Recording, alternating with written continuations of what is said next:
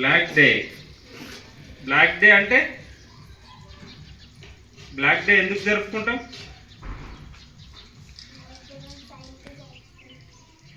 Very good. అయితే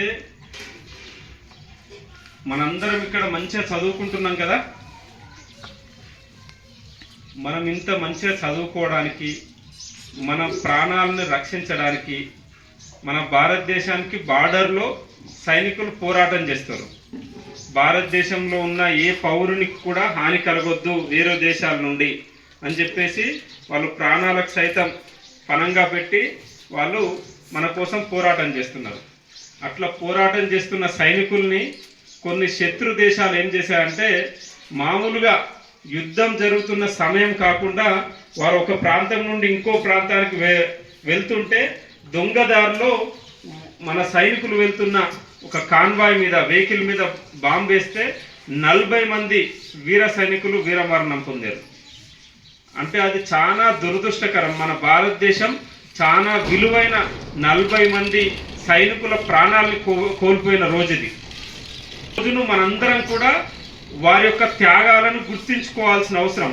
ఈరోజు మనం ఇక్కడ కూర్చున్నాము, ఇంత మంచిగా ఉన్నాము అంటే అక్కడ ఆ సైనికులు ప్రాణత్యాగాలే కారణం.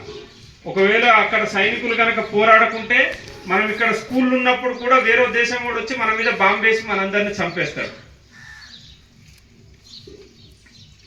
ఎట్లా ఇప్పుడు మనం ఇంట్లో ఉన్నప్పుడు మన ఇంటి మీద బాంబు వేస్తే ఏమవుతుంది? చనిపోతాం. మనం స్కూల్లో చదువుకుంటున్నప్పుడు బాంబు వేస్తే అట్లా బాంబులు మన మీద పడతలేవు అంటే దానికి కారణం ఎవరు? మన భారతదేశ సైనికులు. వాళ్ళందరూ మంచు కొండల్లా, అడవులల్లా, ఎడారులల్లా మన కోసం అక్కడ పోరాటం చేస్తున్నారు. అటువంటి వీరులను ఒక దుష్ట దేశం, మన శత్రు దేశం చంపేసింది. ఆ దేశానికి కూడా అడలు పుట్టాలి, శత్రు దేశాలకు కూడా. భారతీయులు అందరం ఒకటే. మా భారతదేశానికి ఏమన్నా అయితే మేమందరం కలిసి పోరాడతాం, మా సైనికులకు మేము అండగా ఉంటాం అని చెప్పేసి చెప్పడానికే ఈరోజు బ్లాక్ డే.